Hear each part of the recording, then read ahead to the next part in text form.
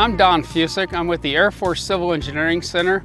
I am the Air Force Project Manager out here for the Flood Recovery Program at Offutt Air Force Base.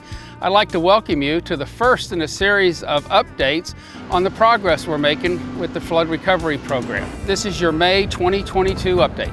So we've started demolition in December on the southeast side of the base. Since then, have taken down 17 buildings. There's been approximately 2,300 cubic yards of trash taken out of the buildings and disposed of, 1,200 cubic yards of steel that's been recycled, and over 24,000 cubic yards of concrete that has been recycled. The latest buildings to go down has been the Security Forces Ops building, the old building 160, and the P-Mill building.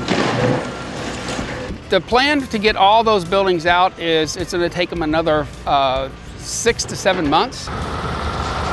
On 11 May, we had our first truckloads of backfill that's going to raise the sites up about 9 feet, which is actually 3 feet higher than the levees around the base. The trucks are moving in at about every 4 minutes to dump dirt.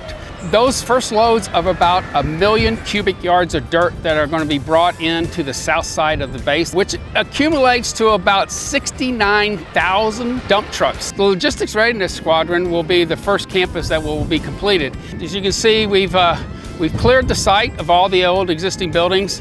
What they have done is they have prepped the site right now. The gravel that you see or the rock that you see is the base material that's going to be for our lower footings. And this area will be raised up about 8 feet, what you see from currently. And then there will be what we call a surcharge, which is about another 5 feet of fill that we'll put on top of that fill. Literally compacts the dirt, and that'll sit there for about 2 months. And then they'll scrape that surcharge off the top, and then they'll start constructing the building on top of that building pad. So that's all the news we have for this month. So join us for future updates as we build back Offutt for the base that we need, not the base that we had.